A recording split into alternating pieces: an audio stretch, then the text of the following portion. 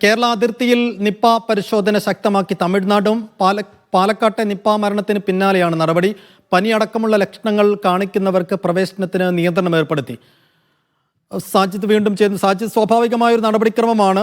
കാരണം പാലക്കാട് ഒരു അതിർത്തി ജില്ലയാണ്. അപ്പോൾ പാലക്കാട് നിപ്പ തുടർച്ചയായി റിപ്പോർട്ട് ചെയ്യുമ്പോൾ തമിഴ്നാട് സ്വാഭാവികമായി ചെയ്യേണ്ട ഒരു നടപടിയാണ്. പക്ഷേ എങ്ങനെയായിരിക്കും തമിഴ്നാട് മൊത്തത്തിൽ ഈ പാലക്കാട് ഔട്ട് ബ്രേക്കിനെ കാണുന്നത്?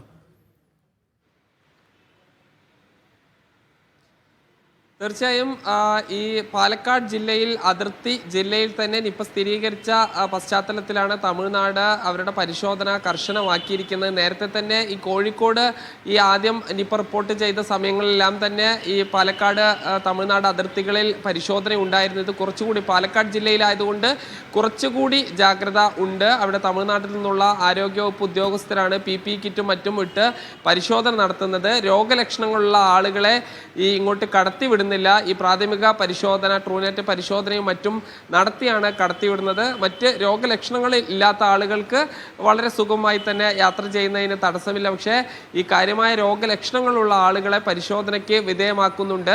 ഈ വാളയാറ്, അതുപോലെ തന്നെ അട്ടപ്പാടിയിലെ ആനക്കട്ടി, ഇത് കൂടാതെ മീനാക്ഷിപുരം, ഗോപാലപുരം, ഗോവിന്ദാപുരം, ചമ്മണാമ്പതി തുടങ്ങി ഈ കേരള തമിഴ്നാട് അതിർത്തിയിലെ എല്ലാ സ്ഥലങ്ങളിലും പരിശോധന തുടരുകയാണ്. ശരി സാജിദ്.